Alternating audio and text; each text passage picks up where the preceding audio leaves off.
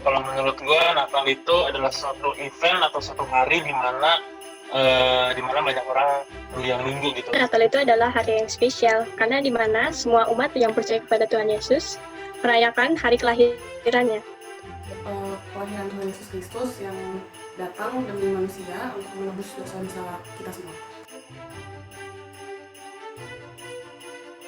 Datang ke gereja, merayakan hari Natal bersama teman-teman, terus sama lause-lause. Hias pohon Natal ya, sama pasang hiasan-hiasan Natal. Tentunya mengikuti ibadah di gereja untuk memperingati kelahiran Tuhan Yesus, dan juga pelayanan musik, kemudian juga berkumpul bersama orang-orang terdekat. Biasanya Natal aku beribadah ke gereja, terus kumpul sama keluarga. Tentunya kesempatan untuk mengenal Tuhan Yesus yang dikenalkan dari orang tua, sehingga saat ini boleh percaya pada Tuhan dan menerima keselamatan daripada Dia. Pas ke Sydney bisa belajar di Bible Study, terus bisa lebih memahami Tuhan lebih baik melalui kata-katanya. Aku sangat bersyukur bisa hidup lahir di dunia ini, terus bisa dapetin kasih sayang keluarga yang diberikan nama Tuhan.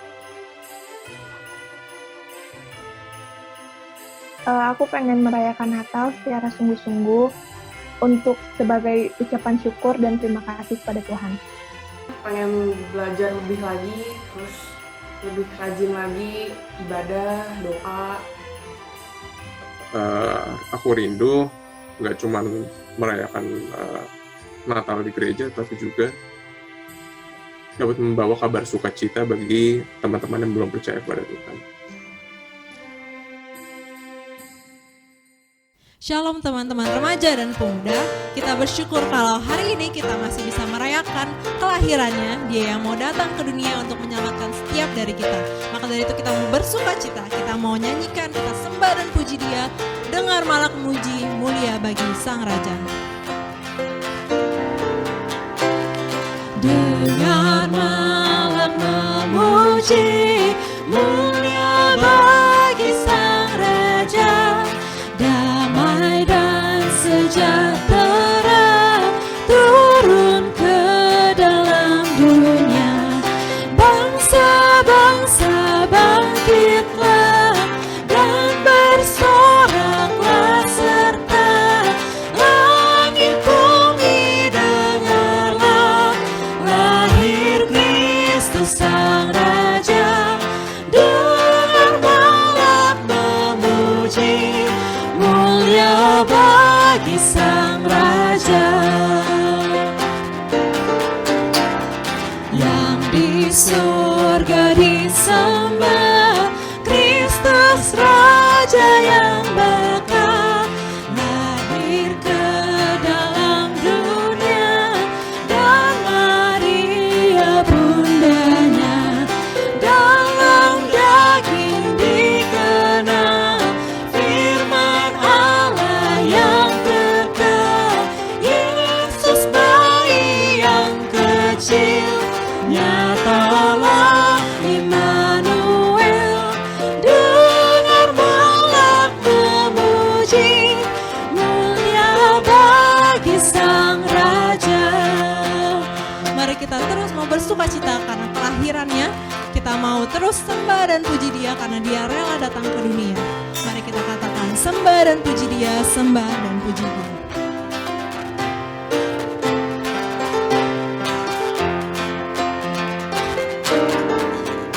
Sembah dan puji Dia, sembah dan puji Dia, sembah dan puji Dia, Tuhanmu. Hai mari berhimpun, hai mari berhimpun dan bersukaria, hai mari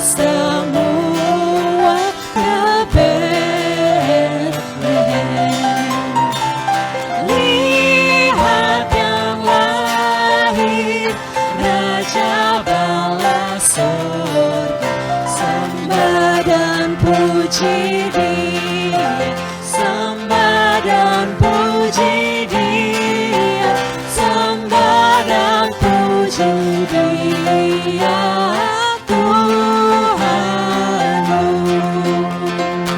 Ya Tuhan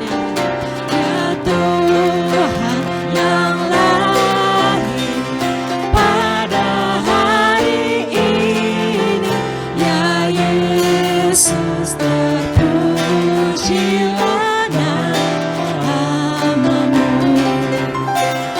Firman menjelma menjadi manusia, sembah dan puji Dia, sembah dan puji Dia, sembah dan puji Dia, Tuhanmu.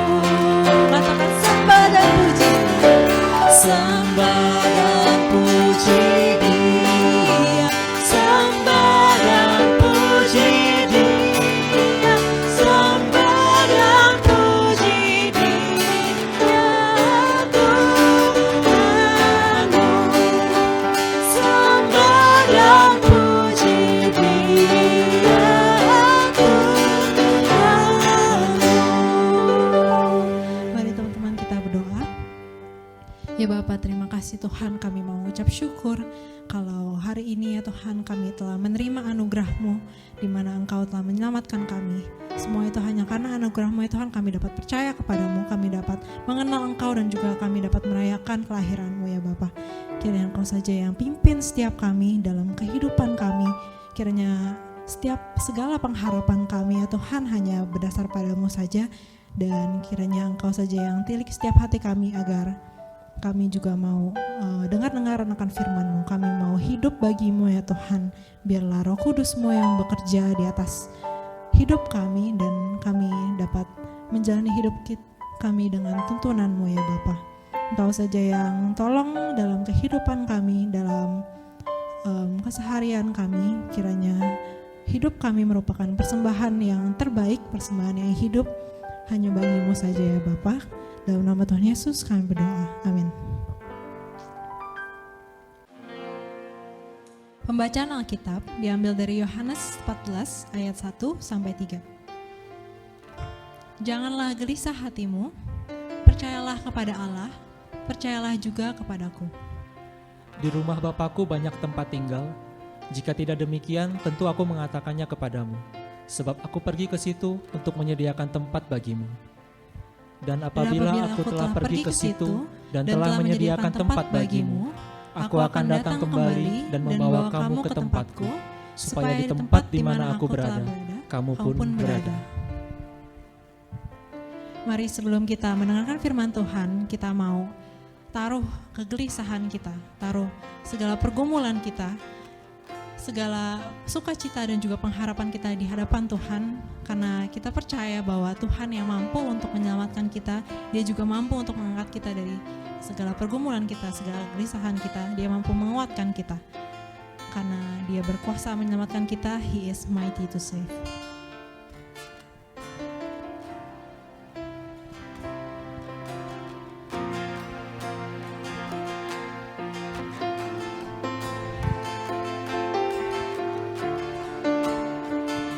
Everyone needs compassion. Everyone needs compassion, a love that's never failing. Let mercy fall on me. Everyone needs forgiveness, the kindness of a Savior. The hope of nations. Savior, He can move the mountains. Savior, He can move the mountains. My God is mighty to save. He is mighty to save. Forever, author of salvation. He rose and conquered the grave. Jesus conquered the grave.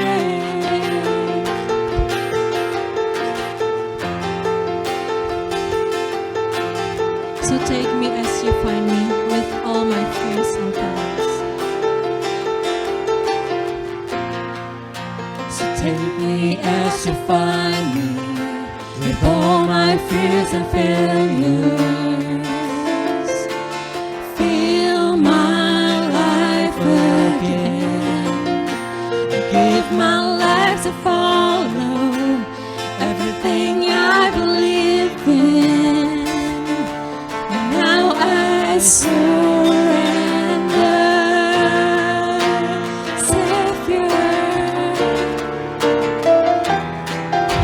Savior. He can move the mountains. My God is mighty to save. He is mighty to save. Forever, author of salvation. He rose and conquered the grave. Jesus conquered the grave. Light and let the whole world see. We're singing for the glory of the risen King. Jesus, shine your light and let the whole world see. We're singing for the glory of the risen King. Savior, He can move the mountains. My God is mighty to save. He is mighty to save. Savior, He can move the mountains. My God is mighty to save. He is mighty to save. Forever, author of salvation. He rose and conquered the grave. Jesus conquered the grave.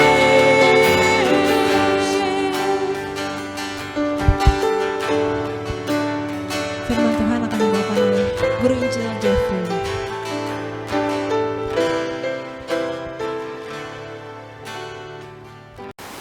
Shalom, selamat Hari Natal untuk kita semua, teman-teman youth, GPMRI, dan Mogot. Perkenalkan, nama saya Jeffrey Lee. Saya bersyukur, terima kasih banyak kepada Gembala Sidang, bahkan juga semua teman-teman pengurus youth yang ada di GPMRI dan Mogot, dan kita bersuka cita bersama-sama pada malam hari ini karena kita diberikan kesempatan oleh Tuhan dengan teknologi yang hari ini kita miliki untuk merayakan Hari Natal, merayakan Christmas secara virtual. Sebuah hal yang tentu menjadi sejarah dalam kehidupan kita sebagai orang percaya, sebab pandemi ini memaksa kita untuk merayakan Natal tahun ini secara online. Sesuatu yang mungkin akan terjadi hanya sekali dalam kehidupan kita. Nah, saya berharap teman-teman semua kita bisa memaknai ini secara dalam, sehingga menumbuhkan sebuah kerinduan dalam hati kita akan kehadiran Tuhan, akan sebuah komunitas yang kita bisa kerjakan bersama-sama secara onsite, tatap muka. Dan biarlah malam hari ini dalam perayaan Natal kita sama-sama kita dapat memaknai akan kelahiran Tuhan di dalam konteks pergumulan kita sebagai manusia yang hari ini sedang mengalami kesulitan karena pandemi COVID-19 yang sedang kita alami. Sebelum kita mendengarkan firman Tuhan bersama-sama, mari kita tundukkan kepala kita, berdoa terlebih dahulu. Bapa, kami bersyukur, terima kasih banyak kepadamu untuk kesempatan merayakan Natal secara virtual pada malam hari ini. Kami bersyukur Tuhan karena Engkau lahir 2000 tahun yang lalu Tuhan, dan kelahiranmu itu menjadi sebuah tonggak sejarah yang mengubahkan banyak hal Tuhan. Dan kelahiranmu itu yang mendatangkan damai sejahtera di tengah-tengah dunia ini. Dunia yang begitu chaos, dunia yang begitu dengan banyak kekacauan. Bahkan hari ini Tuhan, meskipun banyak kesulitan kami alami karena pandemi, banyak tantangan yang kami alami karena pandemi Tuhan, tetapi satu hal yang tetap, bahwa kasih Tuhan, bahwa Christmas, bahwa Natal itu tetap bisa kami rayakan. pandemi tidak dapat menghentikan kami dari bersuka cita akan kelahiran-Mu Tuhan. Terima kasih Bapa. Dan kami mau membaca merenungkan firman Tuhan malam hari ini. Biarlah firman Tuhan malam ini menolong kami memahami sekali lagi makna Natal dalam konteks kehidupan kami secara praktis hari ini. Tuhan yang berkati kami, demi Kristus Yesus kami berdoa. Amin. Teman-teman yang terkasih, malam hari ini kita akan sama-sama membaca satu bagian firman Tuhan terambil dari Yohanes 14 ayat 1 sampai 3 dan kemudian nanti ayat yang ke-9 kita akan baca bersama-sama. Saya akan munculkan teksnya, nanti kita teman-teman semua bisa membaca bersama-sama dengan saya di rumah masing-masing. Mari kita membuka Yohanes 14 ayat 1 sampai 3 dan ayat 9. Demikian firman Tuhan. Janganlah gelisah hatimu, percayalah kepada Allah, percayalah juga kepadaku. Di rumah Bapakku banyak tempat tinggal, jika tidak demikian tentu aku mengatakannya kepadamu. Sebab aku pergi ke situ untuk menyediakan tempat bagimu. Dan apabila aku telah pergi ke situ dan telah menyediakan tempat bagimu, aku akan datang kembali dan membawa kamu ke tempatku, supaya di tempat di mana aku berada, kamu pun berada. Nah, ayat 9, ini sebuah kunci untuk memahami Yohanes 14. Yesus berkata begini, kata Yesus kepadanya, telah sekian lama aku bersama-sama kamu, Filipus, namun engkau tidak mengenal aku. Barang siapa telah melihat aku, underline kalimat ini, barang siapa telah melihat aku, ia telah melihat Bapa. Bagaimana engkau berkata, tunjukkanlah Bapa itu kepada kami. Nah, teman-teman semua yang terkasih, di tahun 2019 yang lalu, majalah Time itu menobatkan seorang remaja sebagai Person of the Year, ya. Jadi majalah Time, Amerika Serikat itu menobatkan seorang remaja asal Swedia berusia 16 tahun sebagai Person of the Year. Jadi orang yang punya influence sangat besar di tahun 2019. Dan teman-teman tahu apa yang dia kerjakan adalah dia melakukan sebuah protes, ya, atas global warming yang terjadi di tengah-tengah dunia ini. Dan saya pikir apa yang dia kerjakan itu adalah sesuatu yang sangat luar biasa. Nama remaja itu adalah seorang yang bernama Greta Thunberg, seorang remaja asal Swedia. Jadi awal mulanya dia protes di depan parlemen Swedia, membawa tulisan yang kalau diterjemahkan dari bahasa Swedia itu School Strike for Climate. Jadi sekolah itu menyerang untuk melakukan protes terhadap perubahan iklim global yang terjadi. Protes itu kemudian menjadi sebuah movement di berbagai negara yang mempunyai hashtag Friday for Future. Jadi Greta itu mengajak seluruh pelajar di seluruh dunia untuk turun ke jalan melakukan protes setiap hari Jumat. Jadi mereka bolos sekolah di hari Jumat untuk mendesak pemerintah di negaranya masing-masing melakukan kebijakan-kebijakan sehingga perubahan iklim global, climate change itu bisa dikurangi, bisa dicegah. Nah, ribuan pelajar ini skip sekolah, bolos sekolah. Seorang anak remaja usia 16 tahun bisa mengadakan sebuah movement global yang luar biasa, dan kemudian apa yang dilakukan itu kemudian membuat dia kemudian diundang oleh Paus, berbicara di banyak event dunia, dan bahkan berbicara dengan sangat lantang kepada pemimpin-pemimpin dunia. Dia bahkan bisa menceramahi berbagai pemimpin dunia karena melakukan kebijakan-kebijakan yang tidak ramah lingkungan. Nah, teman-teman semua, nggak salah kemudian Time menobatkan dia sebagai Person of the Year tahun 2019 yang lalu. Namun penobatan Greta Thunberg sebagai Person of the Year kemudian diprotes oleh mantan Presiden Amerika, yaitu Donald Trump, karena Trump itu menulis di Twitternya mengejek, membuli Greta. Dia tuliskan begini, Greta must work on her anger management problem, then go to a good old-fashioned movie with a friend. Chill Greta, chill. Jadi Trump sedang membuli, mengatakan Greta ini punya masalah dengan kemarahannya. Dan lebih baik engkau sebagai anak remaja, kamu nonton film aja dengan teman-temanmu. Chill aja, nggak usah terlalu serius gitu loh. Dengan isu global warming. Tapi kemudian ejekan atau bully daripada daripada Trump terhadap Greta ini kemudian diresponi dengan manis sekali, dengan cantik sekali oleh Greta. Greta kemudian mengubah bio data di Twitternya dengan tulisan menarik sekali. Dia menyebut dirinya begini: a teenager working on her anger management problem, currently chilling and watching a good old-fashioned movie with a friend. Jadi Greta kemudian bilang, oke, kamu mengatakan aku sebagai remaja yang harus deal with kemarahan, oke, saya tuliskan itu di bio data saya. Jadi Greta seolah-olah mengatakan, ya it's okay, doesn't matter kalau engkau membuli aku. Seolah-olah Greta katakan, bully saja aku, dan bully itu tidak mempengaruhi aku terlalu luar biasa seperti bagaimana. Nah, poin saya begini. Apa yang dikerjakan oleh Greta adalah sebuah prestasi yang luar biasa. Tapi dunia kita adalah dunia yang sangat kejam. Dunia kita adalah dunia yang penuh dengan kekacauan luar biasa.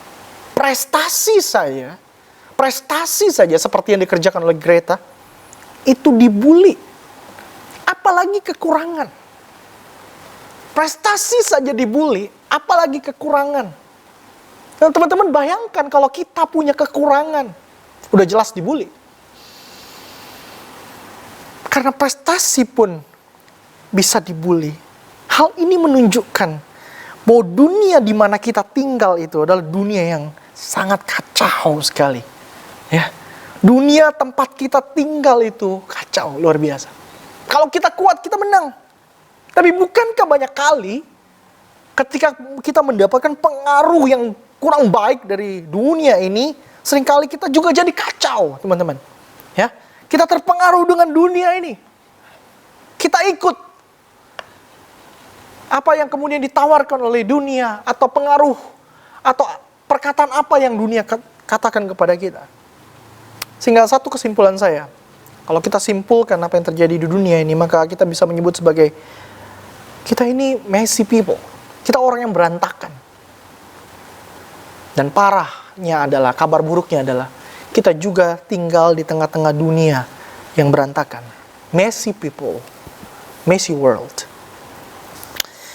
Nah, ada seorang penulis namanya Eugene Peterson, itu menuliskan sebuah prakata di dalam bukunya tentang Natal, dan di buku itu, di prakata itu dia menulis begini: Christmas forces us to deal with all the mess of our humanity in the context of God, who has already entered the mess in the glorious birth of Jesus.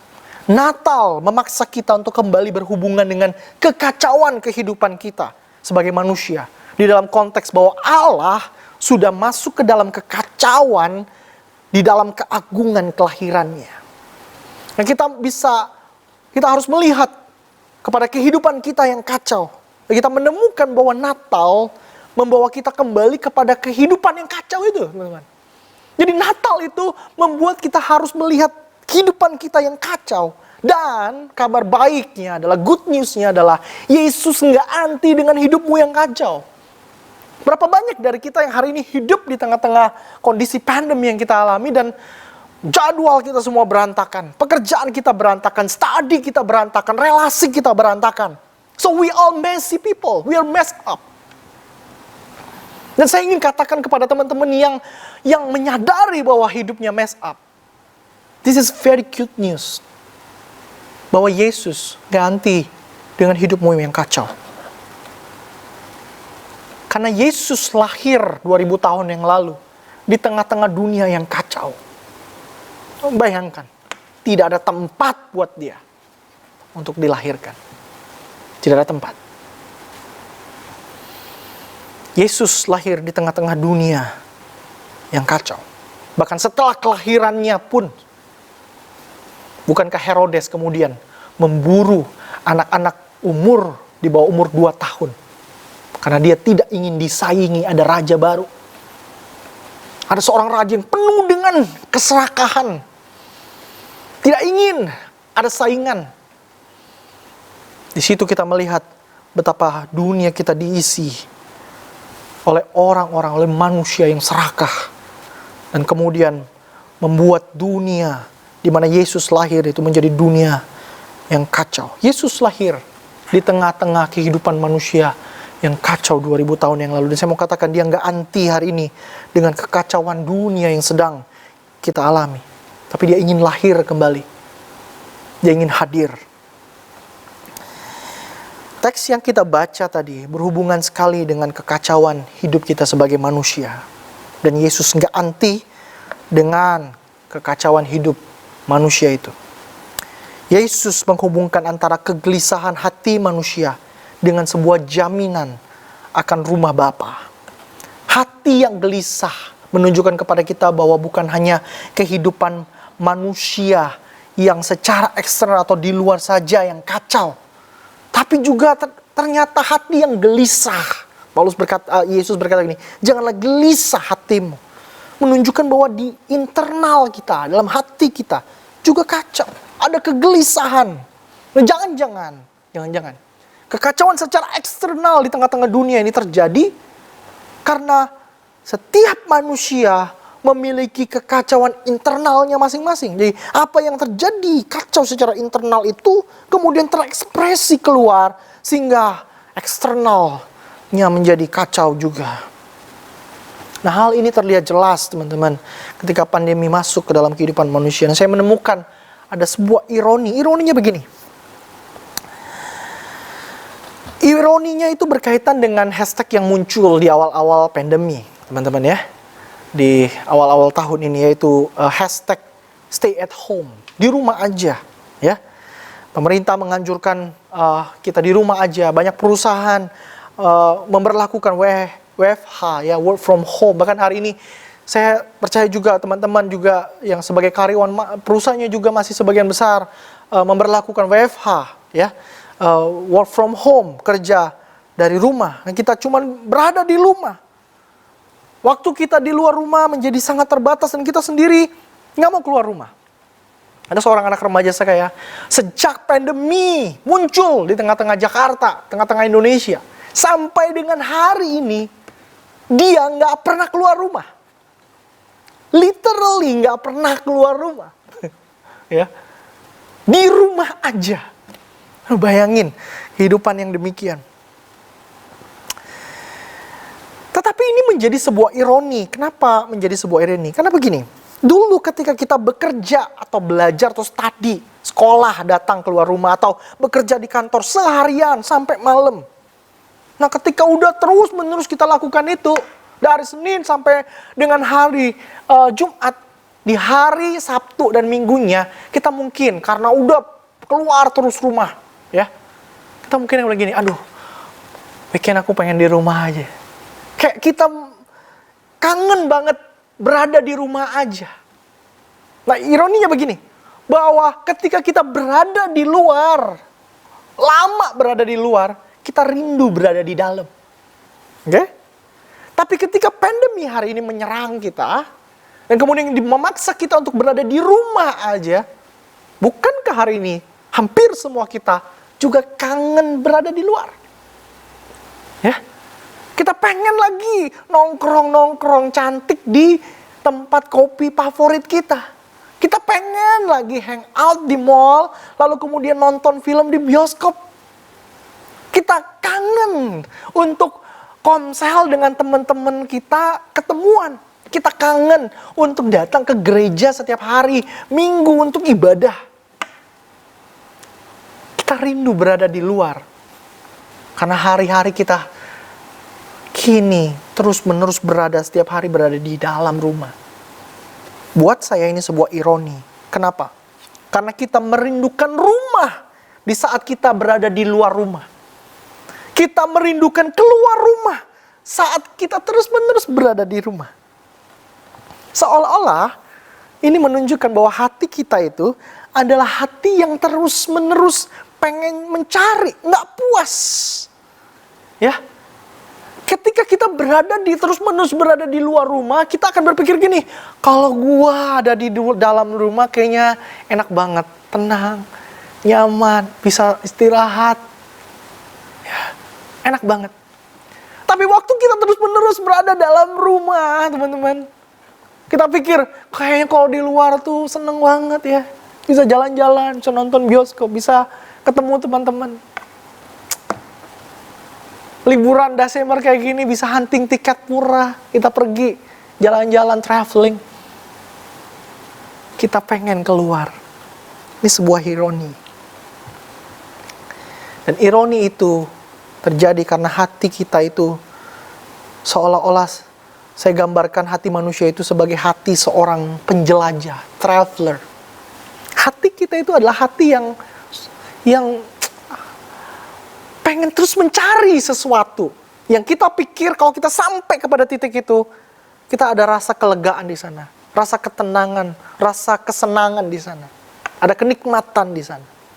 Tapi waktu terus-menerus berada di titik itu, kita akan berpikir bahwa wah, titik yang lain bisa memberikan aku ketenangan, kepuasan, kesenangan.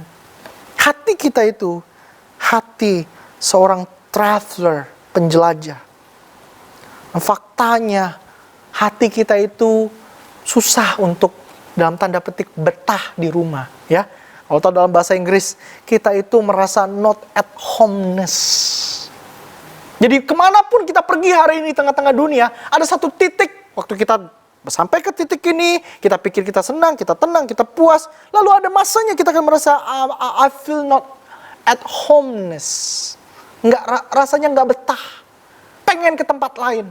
Waktu udah di sana, nggak lama kemudian kita merasakan, aduh nggak betah lagi, pengen kebalik lagi atau ke tempat yang lain. Not at homeness. Nggak betahan di rumah. Kenapa? Karena ini menunjukkan hati kita itu sebenarnya merindukan rumah yang sejati. The real home. Dan ini yang Yesus katakan di Yohanes 14. Yesus berkata begini, 14 ayat 1 dan 2. Jangan gelisah hatimu. Bahasa Inggrisnya ya dikatakan, do not let your hearts be troubled. Jangan biarkan hatimu itu troubled. Bahasa Indonesia menerjemahkannya gelisah. Seorang anak remaja saya menerjemahkan itu hati. Jangan biarkan hatimu bermasalah. Dan menurut saya kayaknya terjemahannya nggak keliru juga. Bahwa hati kita itu bermasalah sekali ya. Bermasalah. Jangan biarkan hati kita bermasalah. Yesus ingetin murid-muridnya bahwa masalah kamu, ya sebelum dia pergi nanti menderita dan mati di atas kayu salib, ya Yesus ngomong sama murid-muridnya, masalah kamu adalah masalah hati. So I have to remind you, jangan gelisah, jangan biarkan hatimu bermasalah, karena masalah terbesar kamu adalah masalah hati. Adalah masalah hati. Kata Yunani yang digunakan untuk kata gelisah, di sini adalah kata bisa diterjemahkan bahasa Inggris itu inward commotions. Jadi ada sebuah keributan di dalam, inward commotion, ada sebuah movement, pergerakan. Jadi hati kita tuh terus meskipun ada di sini, tapi hati kita itu di dalam terus ada commotionsnya, ada pergerakan bersamanya. Atau kalau motion itu bergerakan, commotion, bergerak bersama, maka itu ada sebuah keributan terjadi di dalam. Hati kita itu nggak tenang. Karena di dalam hati kita ada sebuah keributan di dalam. Dan itu yang membuat hati kita menjadi bermasalah. Dan itu yang membuat hati kita terus melakukan pencariannya. Nggak dapat tenang. Mengapa kemudian hati kita terus mencari, nggak pernah betah puas dalam sebuah kondisi? Ketika kita berada di luar kita pengen dalam, ketika kita dalam kita pengen di luar. Masalahnya adalah hati kita. Hati kita itu yang bermasalah. Itulah sebabnya Yesus kemudian menawarkan solusi. Di ayat yang kedua dia berkata begini, di rumah Bapakku banyak tempat tinggal. Jika demikian, tidak demikian, tentu aku mengatakannya kepadamu. Sebab aku pergi ke situ untuk menyediakan tempat bagimu. Di rumah Bapakku banyak tempat. Yesus menawarkan rumah Bapa. Masalah hati kita itu, ya, solusinya cuma satu. Tempat berhenti. Karena masalah hati kita adalah hati kita terus bergerak, terus mencari. Maka seorang traveler itu cuma punya satu solusi.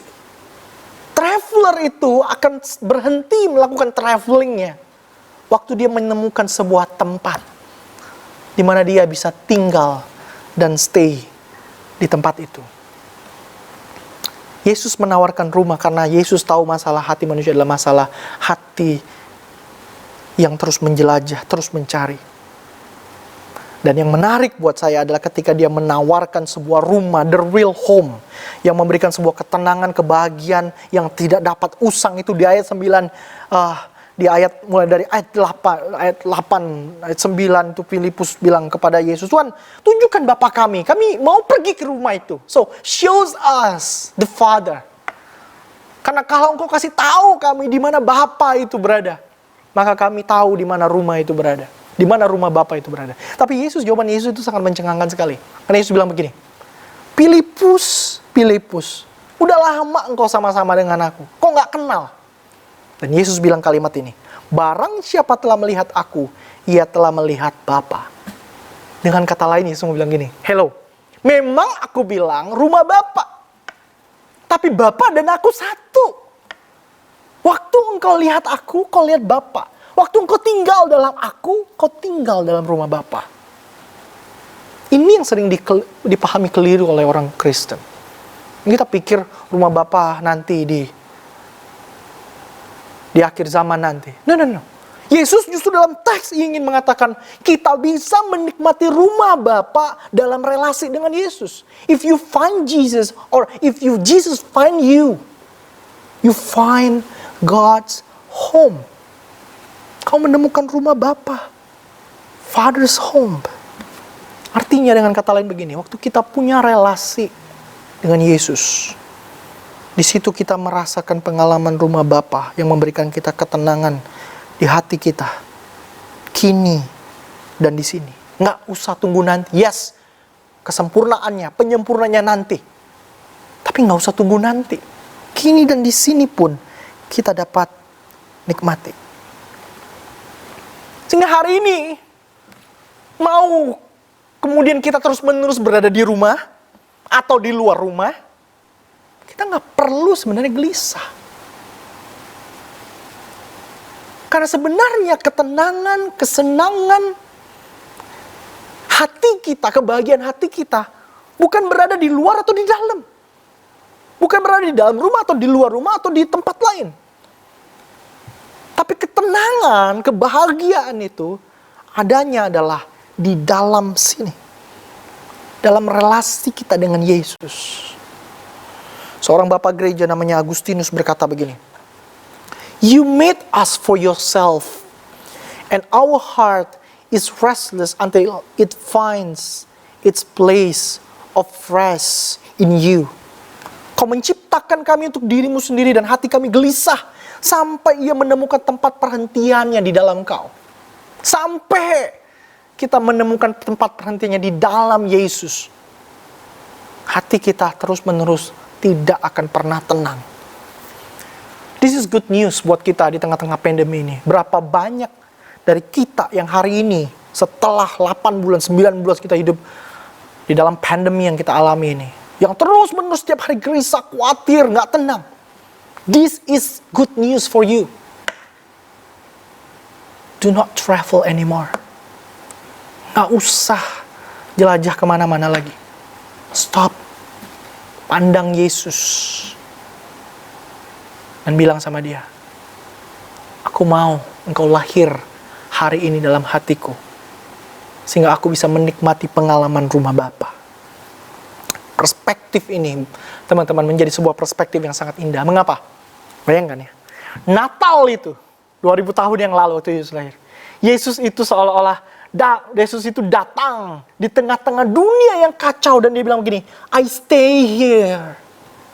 Seolah-olah di tengah-tengah dunia yang kacau ini, Yesus bilang, aku jadikan rumah yang kacau ini sebagai rumahku. Aku gak anti dengan dunia yang kacau. Bahkan hati manusia yang kacau, dia katakan, aku gak anti, aku mau tinggal di hati manusia yang kacau.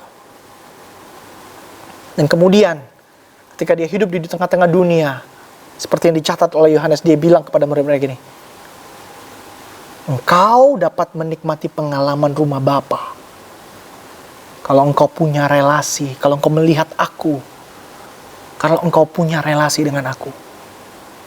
Hatimu gak perlu jelajah lagi.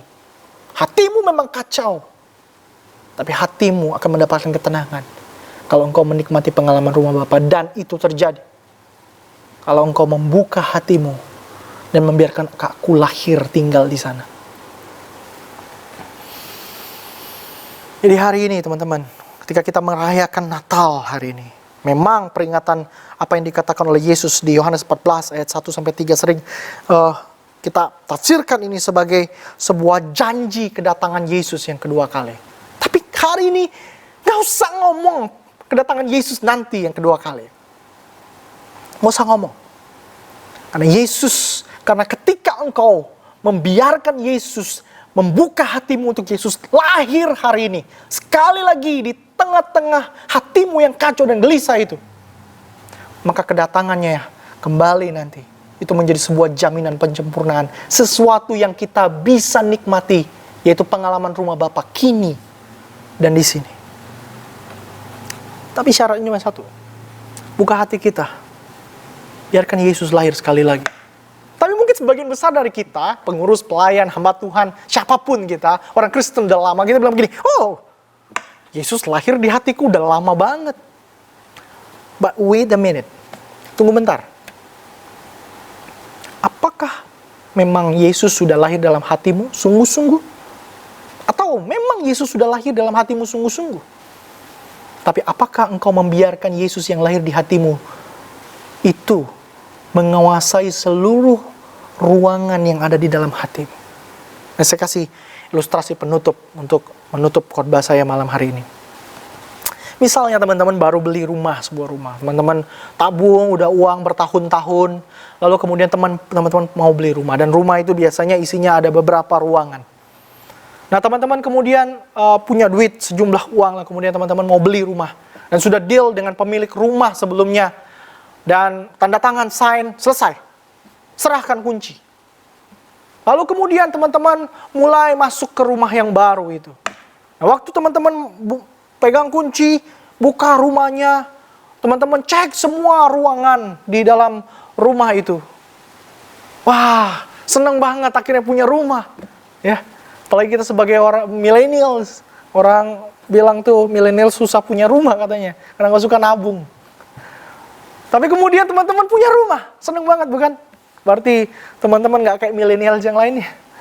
Nah, waktu teman-teman cek semua ruangan, teman-teman menemukan ada satu ruangan itu tertutup, terkunci.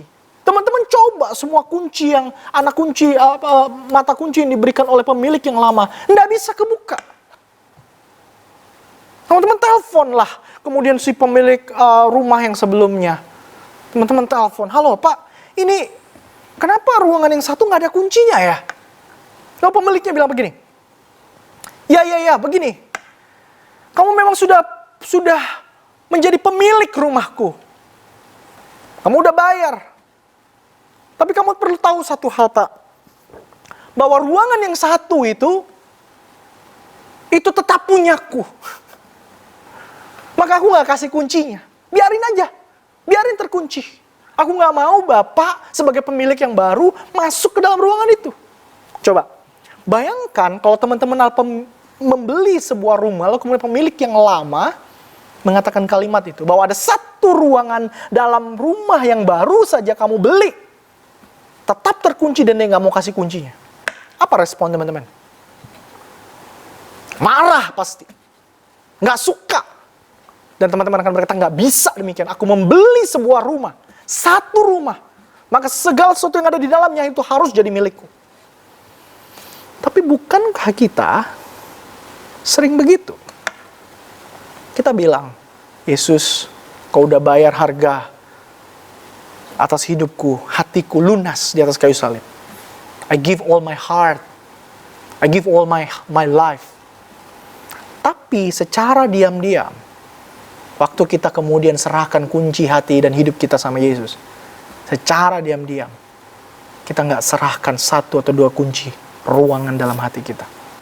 Yang kita bilang sama Tuhan begini, ya kau pemilik rumah, pemilik hidup, pemilik hatiku. Tapi ruangan yang ini Yesus, do not touch it. Ruangan yang berkaitan dengan bisnisku, nego-negoku dengan klienku. Do not touch this. Karena itu kotor di situ. Dan aku nggak mau itu bersih. Karena kalau bersih, nggak cuan, nggak hidup. Atau ada bagian yang lain. Kok kunci rapat-rapat. Kau bilang, no, do not touch this, Jesus. Do not touch. This is mine, not yours. Dan Yesus bilang begini, semua hidupmu dan hatimu, kalau aku sudah lahir di sana. Dan aku sudah bayar harganya lunas. Semuanya milikku.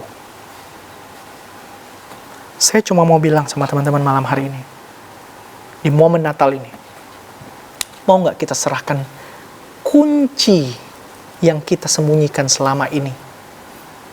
Kita ambil kunci itu. Kita bilang sama Yesus, ini kunci Tuhan yang selama ini aku simpan. Take it. Hidupku, hatiku, semuanya milikmu. Nah, biarlah momen Natal ini menjadi momen kita kembali melihat kehidupan kita yang chaos. Kalau kita berkata, ruangan itu too chaos, Tuhan. Dengar baik-baik. Yesus nggak anti dengan chaosnya hati dan hidupmu. Yesus ingin masuk dan tinggal dan membersihkan ruangan itu secara perlahan. Biarkan dia bekerja. Biarkan dia bekerja dengan caranya. Yang perlu kita lakukan cuma satu. Kasih kuncinya. Selamat Hari Natal, teman-teman. Biarlah Tuhan menolong kita, menguatkan kita. Dan biarlah Natal tahun ini menjadi spesial buat kita. Dan kita kembali memiliki relasi yang intim, yang dekat dengan Tuhan. Mari kita berdoa. Bapa, kami bersyukur, terima kasih banyak kepadamu untuk kesempatan membaca merenungkan firman yang kau berikan kepada kami. Saya berdoa kepadamu, biarlah firman ini menolong kami untuk dekat dengan Engkau. Firman ini membawa kami kepada makna Natal sesungguhnya. Yesus lahir di dalam hati kami yang chaos, yang gelisah. Yang di dalamnya ada inward commotions. Tuhan, kami nggak mau lagi simpan kunci salah satu ruangan di hati kami. Serahkan semua kunci dalam tangan-Mu. Engkau menjadi Tuhan secara total atas hidup dan hati kami. Sehingga kami bisa mengalami pengalaman rumah Bapa, ketenangan. Terima kasih Tuhan. Biarlah Tuhan terus berkati teman-teman youth, GPMBRI, dan Mogot, Bala Sidang, pengurus pemuda, semua jemaat Tuhan berkati. Biarlah di tengah-tengah pandemi ini ada sukacita besar yang bisa dinikmati. Karena meskipun di luar chaos, tapi kami ingin make sure dalam hati kami menemukan ketenangan dan kedamaian. Terima kasih Tuhan, ini doa kami demi Kristus Yesus. Berdoa dan bersyukur padamu. Amin. Tuhan berkati, selamat Hari Natal sekali lagi, God bless you all. Biarlah firman Tuhan yang tadi kita dengar biar bisa menjadi ingat-ingatan atas setiap kita dan juga bisa menjadi penuntun kita dalam menjalani hidup kita. Mari kita mau serahkan hidup kita ke dalam tangan Tuhan dan hidup bagi Dia. Into your hands I commit again.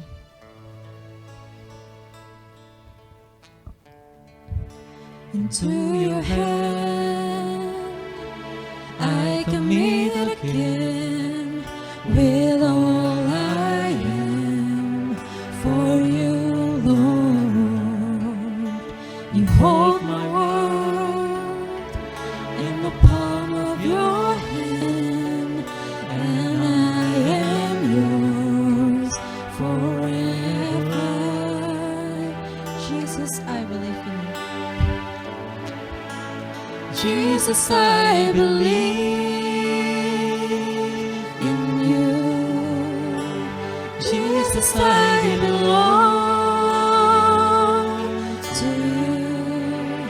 You're the reason that I live, the reason that I sing with all I am.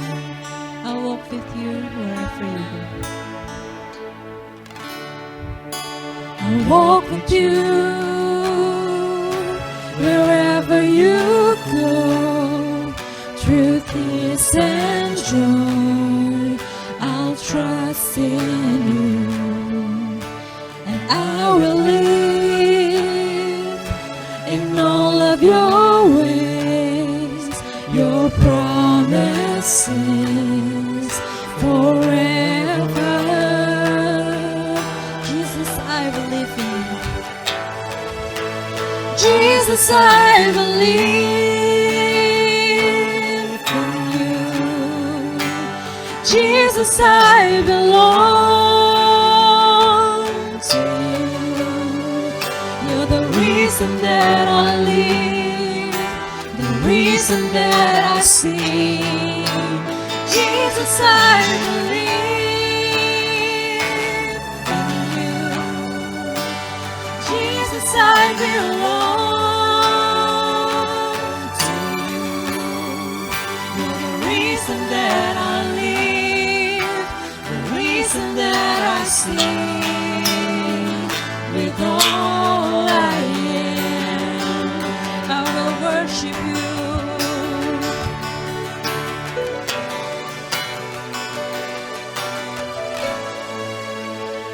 I will worship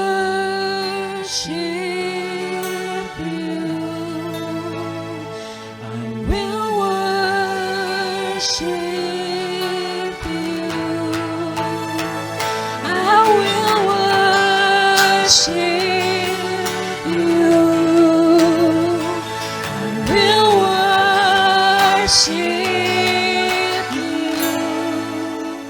Jesus, I believe in you. Jesus, I belong to you. You're the reason that I live, the reason that I sing. Jesus, I believe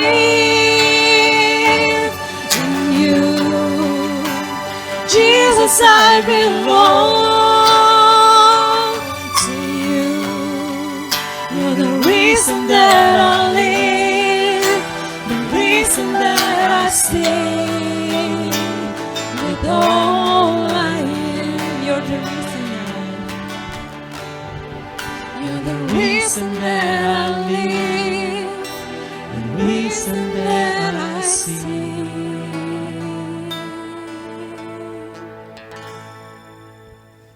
With all I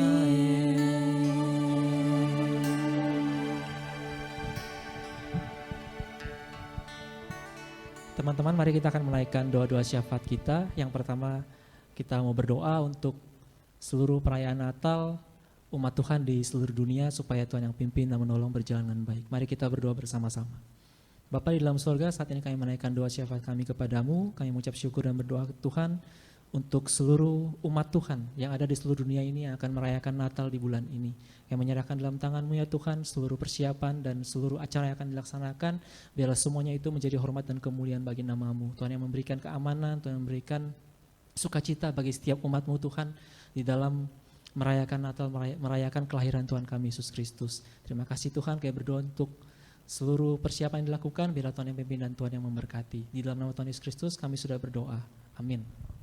Kita juga mau berdoa untuk pandemi COVID, kiranya di tengah pandemi yang kita hadapi, kiranya kita masih ada hati untuk mengucap syukur, hati yang penuh pengharapan bahwa Tuhan pasti akan memulihkan, Tuhan yang pasti akan membimbing kita melewati masa-masa ini. Mari kita berdoa.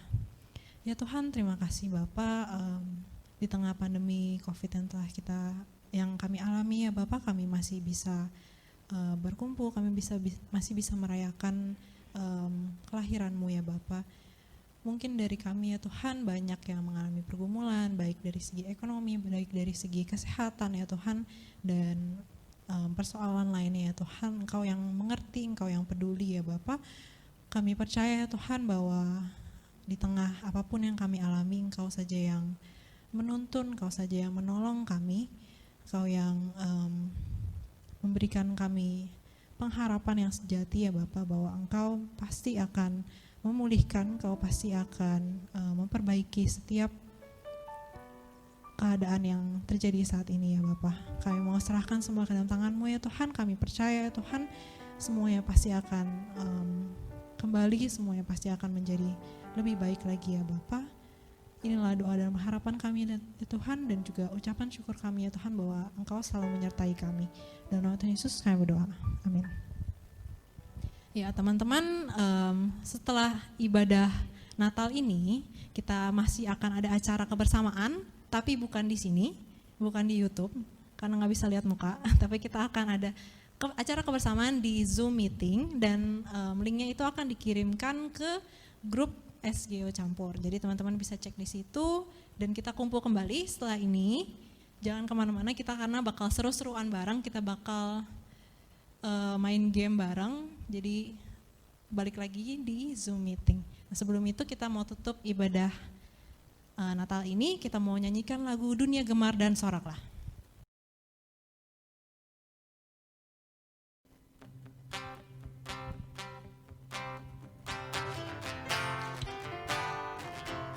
Dunia gemar dan soraklah. Dunia gemar dan soraklah, Raja melahirlah. Beri hatimu kepadanya, bersama nyanyilah, sama-sama nyanyilah. Dunia gemar dan nyanyilah, Tuhanmu berdoa. Berilah gunung rambah, bersoraklah terus, sorak bersoraklah terus. Joy to the world, the Lord is come. Let earth sing for King. Let every heart prepare Him room. And heaven and nature sing, and heaven and nature sing, and heaven and nature sing, and heaven and nature sing.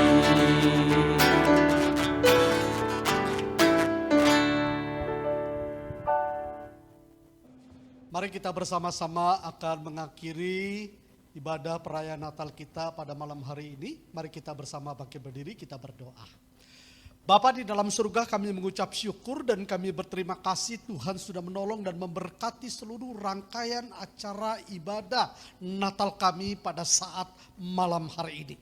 Biarlah segala puji, hormat, kemuliaan bagi nama Tuhan. Saudaraku, arahkanlah hatimu dan terimalah berkat yang daripada Tuhan. Biarlah kiranya anugerah Tuhan kita Yesus Kristus, cinta kasih sayang Allah Bapa, persekutuan, penghiburan, kekuatan, dan pertolongan Allah Roh Kudus beserta dengan saudara sekalian. Mulai saat ini sampai Tuhan datang kedua kalinya. Amin.